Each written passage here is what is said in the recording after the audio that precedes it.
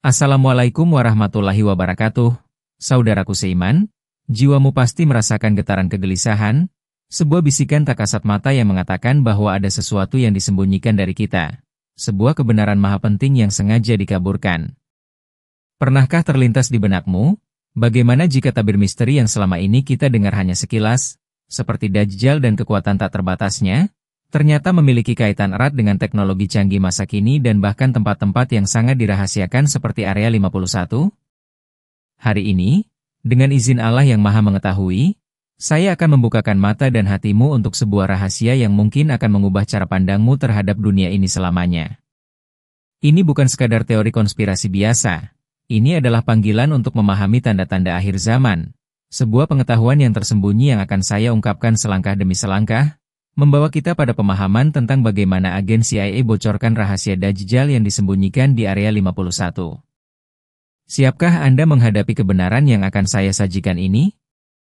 Karena apa yang akan saya sampaikan bukan hanya tentang informasi, tapi tentang persiapan jiwa kita dalam menghadapi fitnah terbesar umat manusia.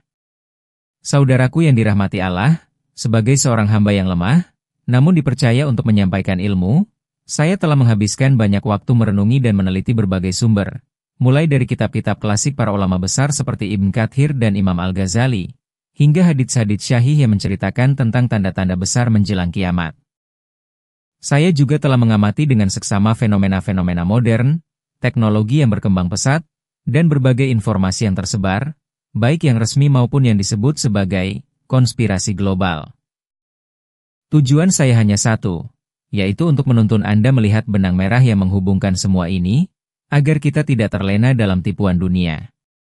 Saya berjanji, apa yang akan saya bagikan hari ini adalah sebuah penjelajahan mendalam ke dalam pengetahuan tersembunyi dalam Islam yang jarang sekali dibahas secara terbuka, namun sangat vital untuk kelangsungan iman kita. Saya akan membukakan lembaran demi lembaran, perlahan namun pasti, agar setiap kata meresap ke dalam sanubari dan menguatkan tekad kita. Apakah Anda pernah merasa bahwa ada semacam tirai yang menutupi kebenaran sejati tentang dunia ini? Seolah kita semua hidup dalam sebuah sandiwara besar yang skenarionya telah diatur jauh sebelum kita lahir.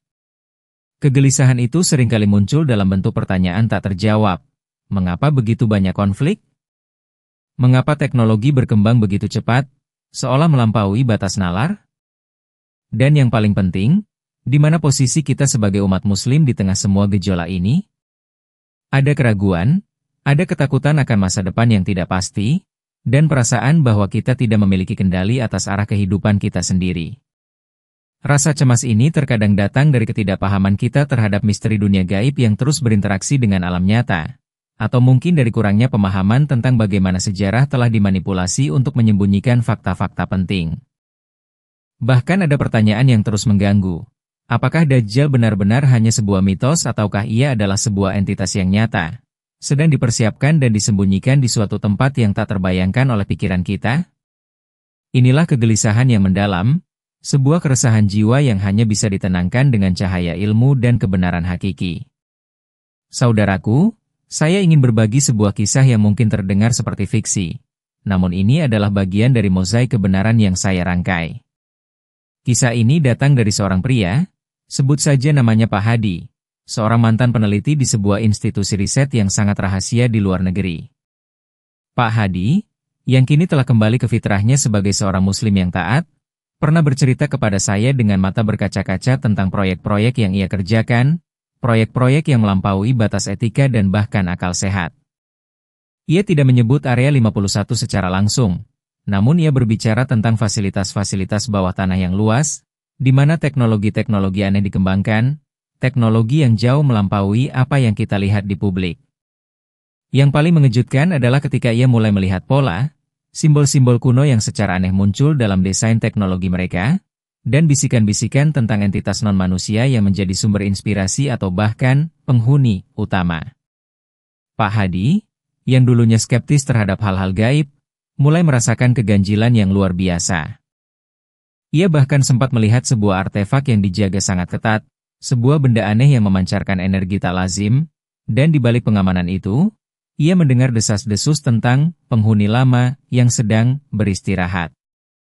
Ini bukan sekadar rumor, melainkan pengalaman yang mengguncang imannya, mendorongnya untuk mencari jawaban dalam kitab-kitab suci, dan akhirnya ia menemukan pencerahan bahwa apa yang ia saksikan di sana, entah itu secara fisik atau simbolis, sangat mirip dengan apa yang digambarkan dalam hadits tentang Dajjal dan keberadaannya yang disembunyikan.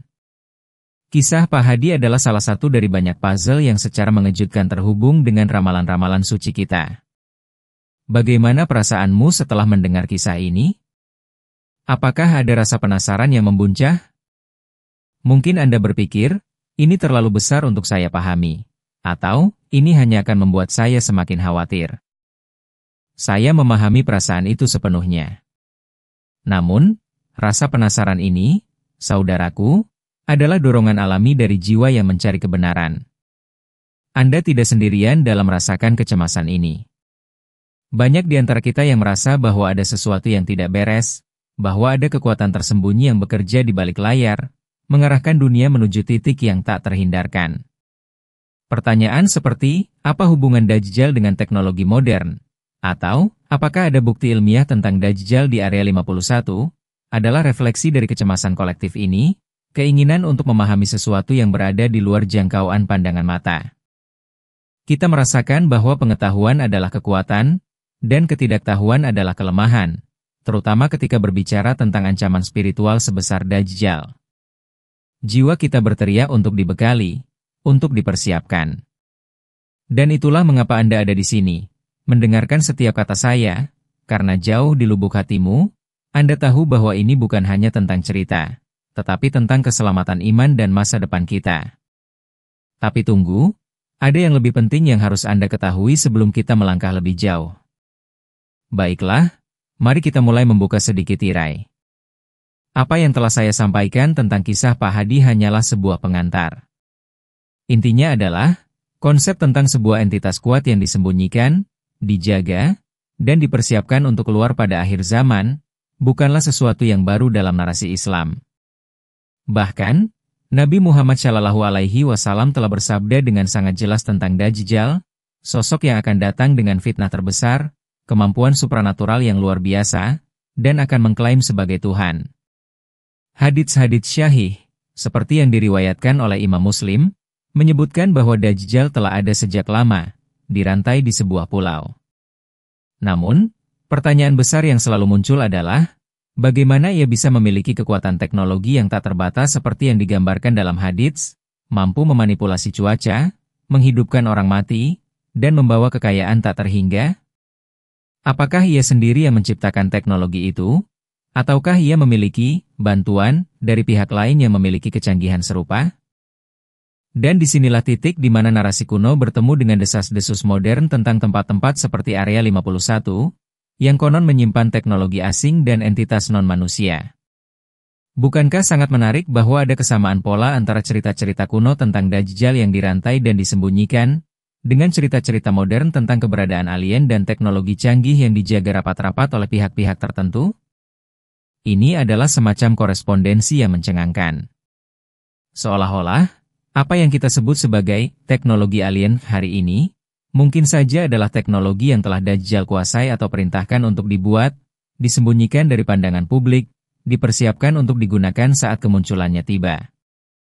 Dan apa yang akan saya ungkapkan di akhir akan menghubungkan semua ini dalam sebuah kesimpulan yang tak terbantahkan. Saudaraku, implikasi dari pengetahuan ini sangatlah besar. Jika benar bahwa ada hubungan antara Dajjal yang akan datang dengan teknologi yang disembunyikan di Area 51 atau fasilitas serupa, maka ini mengubah seluruh perspektif kita tentang perang akhir zaman. Ini bukan lagi sekadar perang fisik, melainkan perang informasi, perang teknologi, dan yang terpenting, perang spiritual. Dampaknya adalah kita tidak bisa lagi bersikap apatis atau menganggap remeh tanda-tanda zaman. Jika kita memahami bahwa Dajjal akan datang dengan kekuatan yang melampaui batas nalar manusia biasa, mampu menipu miliaran jiwa dengan tipuan visual dan ilusi, maka kita harus mempersiapkan diri. Kita tidak boleh menjadi korban dari narasi palsu yang dibangun oleh kekuatan gelap. Pemahaman ini akan membuat kita lebih waspada terhadap berita, lebih kritis dalam menerima informasi, dan lebih mendalam dalam memahami ajaran agama kita. Ini akan mendorong kita untuk kembali kepada Al-Quran dan Sunnah dengan semangat yang lebih besar, mencari perlindungan dan petunjuk dari Allah. Karena hanya dengan iman yang kuat dan pengetahuan yang benar, kita dapat melindungi diri dari fitnah Dajjal yang akan datang dengan segala kecanggihan teknologinya. Kita akan mulai melihat dunia dengan mata yang berbeda, memahami bahwa banyak hal yang terjadi di balik layar, dan bahwa ini semua adalah bagian dari rencana besar Allah untuk menguji umat manusia. Ini akan memicu sebuah kesadaran kolektif yang sangat dibutuhkan di masa-masa sulit ini. Baiklah, mari kita selami inti dari semua ini, rahasia yang telah lama disimpan dan kini, insya Allah, akan kita bongkar bersama. Ingatlah judul yang saya sebutkan di awal, agen CIA bocorkan rahasia Dajjal yang disembunyikan di Area 51. Ini adalah sebuah metafora, sebuah gabungan dari narasi populer dan kebenaran spiritual. Bukan berarti seorang agen CIA secara harfiah mengeluarkan dokumen yang menyebut Dajjal, melainkan bahwa informasi yang bocor dari lingkaran dalam pemerintahan dan institusi rahasia, ketika dianalisis melalui lensa pengetahuan Islam, secara mengejutkan menguatkan ramalan-ramalan suci kita. Metode lengkap untuk memahami ini melibatkan 3 pilar utama. Pertama, memahami deskripsi Dajjal dalam hadits secara harfiah dan metaforis. Kedua, menganalisis, bocoran, informasi tentang teknologi dan entitas yang disembunyikan. Dan ketiga, menyatukan keduanya dengan logika ilahiyah. Pilar pertama, deskripsi Dajjal. Nabi Muhammad SAW bersabda bahwa Dajjal memiliki satu mata buta, membawa air dan api, mampu menghidupkan orang mati, menggerakkan awan, menurunkan hujan, dan menyuruh bumi menumbuhkan tanamannya. Ia juga akan datang dengan teknologi yang membuat orang terpukau, dari kendaraan yang sangat cepat hingga ilusi visual yang menipu mata. Para ulama telah menafsirkan ini dengan berbagai cara. Mata buta bisa berarti ia hanya melihat dari satu sisi, yaitu sisi materialistik. Kemampuan menghidupkan orang mati bisa jadi adalah ilusi hologram atau teknologi reanimasi yang canggih. Menggerakkan awan dan menurunkan hujan bisa jadi adalah teknologi pengubah cuaca, weather modification, yang kini sudah menjadi bahan riset. Dan kekayaan tak terbatas, tentu saja, adalah kontrol penuh atas sistem keuangan global. Semua ini bukanlah sihir murni dalam artian klasik, tetapi lebih mirip dengan teknologi yang sangat maju sehingga terlihat seperti mukjizat atau sihir bagi orang awam. Pilar kedua, bocoran Area 51 dan teknologi tersembunyi. Selama puluhan tahun, Area 51 menjadi pusat desas-desus tentang penemuan UFO, teknologi alien, dan proyek-proyek rahasia. Banyak mantan personel militer dan ilmuwan yang pernah bekerja di sana, atau di fasilitas serupa, berbicara tentang adanya teknologi yang tidak berasal dari bumi, atau setidaknya, sangat melampaui pemahaman publik. Mereka menyebutkan tentang reverse engineering, teknologi asing, eksperimen dengan energi tak terbatas, bahkan program kontrol pikiran dan manipulasi realitas. Jika kita menyandingkan ini dengan deskripsi Dajjal, bukankah ada korelasi yang mengerikan? Bagaimana jika teknologi yang selama ini disembunyikan di Area 51 atau markas rahasia lainnya, adalah bagian dari perbendaharaan Dajjal yang telah ia persiapkan? Atau bahkan, jika entitas alien yang kabarnya ditemukan, ternyata adalah jin-jin kafir yang membantu Dajjal, memberikan ilham teknologi canggih kepada para pengikutnya di bumi? Ini adalah sesuatu yang harus kita renungkan secara mendalam. Ingatlah, Al-Quran dan hadits menyebutkan tentang keberadaan jin dan kemampuan mereka untuk berinteraksi dengan manusia, bahkan untuk menyesatkan. Pilar ketiga, menghubungkan keduanya dengan hikmah ilahiyah. Ini bukan tentang mengatakan bahwa Dajjal secara fisik ada di Area 51, dirantai dan menunggu. Itu adalah penafsiran harfiah yang sempit dari hadits. Namun, ini tentang memahami bahwa pusat-pusat pengembangan teknologi paling rahasia di dunia, yang konon bekerja sama dengan entitas non-manusia, mungkin adalah laboratorium bagi kekuatan Dajjal. Area 51 hanyalah sebuah simbol dari sistem global yang sedang mempersiapkan fitnah terbesar. Kekuatan-kekuatan gelap, yang dipimpin oleh Dajjal atau entitas yang melayaninya, menggunakan teknologi canggih ini untuk menciptakan ilusi, mengendalikan massa, dan membangun kerajaan satu dunia yang akan ia pimpin. Konsep ini membantu kita menjawab pertanyaan, apa hubungan Dajjal dengan teknologi modern? Hubungannya sangat erat. Teknologi modern, terutama yang disembunyikan, adalah senjata utamanya. Dan, apakah ada bukti ilmiah tentang Dajjal di Area 51? Bukti ilmiah mungkin tidak dalam bentuk Dajjal yang tertera di papan nama, tetapi dalam pola pengembangan teknologi, struktur organisasi rahasia, dan narasi yang dibangun untuk menipu umat manusia. Ini adalah sebuah konspirasi global yang memiliki akar spiritual, dan puncaknya adalah kemunculan antikristus dalam perspektif Islam. Kita harus sadar bahwa fitnah Dajjal akan datang dengan sangat memukau, membuat orang yang tidak beriman kuat akan terperosok. Ia akan datang membawa kemewahan, kekayaan, dan ilusi kekuatan. Ia akan menawarkan solusi instan untuk semua masalah dunia, tetapi dengan harga keimananmu. Dan cara terbaik untuk melindungi diri dari fitnah Dajjal adalah dengan memperkuat keimanan, kembali kepada Al-Quran dan Sunnah, serta memahami tanda-tanda zaman. Ini adalah jawaban untuk pertanyaan, bagaimana cara melindungi diri dari fitnah Dajjal? Kita harus menjadi hamba Allah yang cerdas, yang tidak mudah terprovokasi oleh berita palsu, yang tidak terpukau oleh kemajuan teknologi tanpa landasan moral dan spiritual. Optimalkan pemahamanmu tentang tanda-tanda akhir zaman, jangan hanya tahu, tapi pahami hikmah di baliknya. Aplikasikan dalam kehidupan sehari-hari, kuatkan tauhid, perbanyak amal syalih, dan senantiasa berlindung kepada Allah dari segala bentuk fitnah. Ini adalah jalan keselamatan kita. Saudaraku yang kucintai karena Allah, setelah kita menyingkap rahasia yang begitu dalam ini, mungkin ada rasa cemas yang masih tertinggal. Namun, perlu diingat, tujuan dari semua pengungkapan ini bukanlah untuk menakut-nakuti, melainkan untuk membangkitkan kesadaran dan menguatkan iman. Allah yang Maha Pengasih tidak akan membiarkan hambanya tersesat tanpa petunjuk. Dia telah memberikan kita Al-Quran sebagai cahaya, dan Sunnah Nabi Muhammad sebagai jalan.